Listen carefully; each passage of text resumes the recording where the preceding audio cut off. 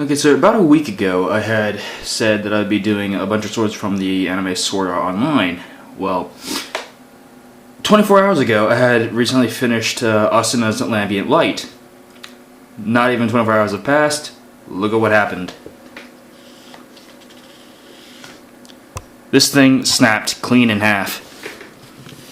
Not a perfect half, but it was a clean. Now, here's the real problem, okay?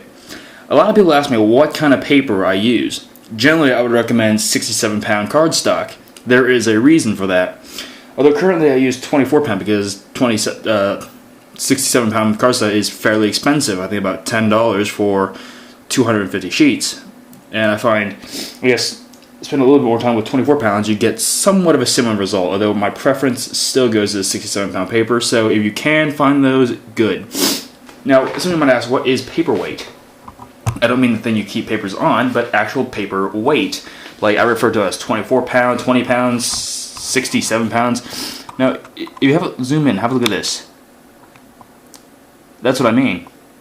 This is 110-pound cardstock. The problem with this is it's very, very thick. Obviously, the higher the poundage, the thicker it is. I'm not too sure how they rate the thing. It's probably due to how much weight in pounds, maybe that a certain length of paper will hold up to. I'm not entirely sure on that. I'll look it up later. But anyways, the sword is made of the same 110-pound cardstock. Now, what I'm saying here is thicker isn't necessarily better, because in this thickness, I can get maybe about 5 or 6 layers of the 67-pound cardstock in that. The reason being is not because the blade length is thicker, but these joints. If you look carefully at this,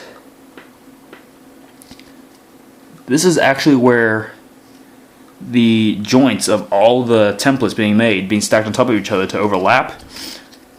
This is only 1 layer thick.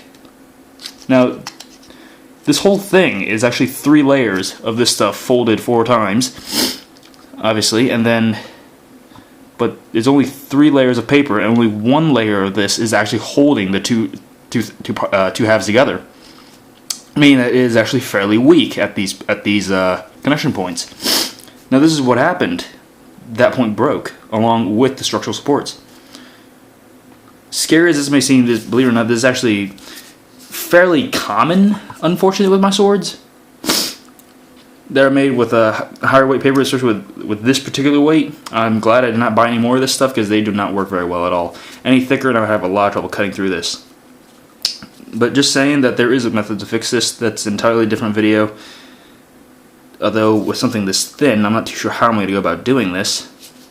But just to get a word out there, that thicker paper isn't always better.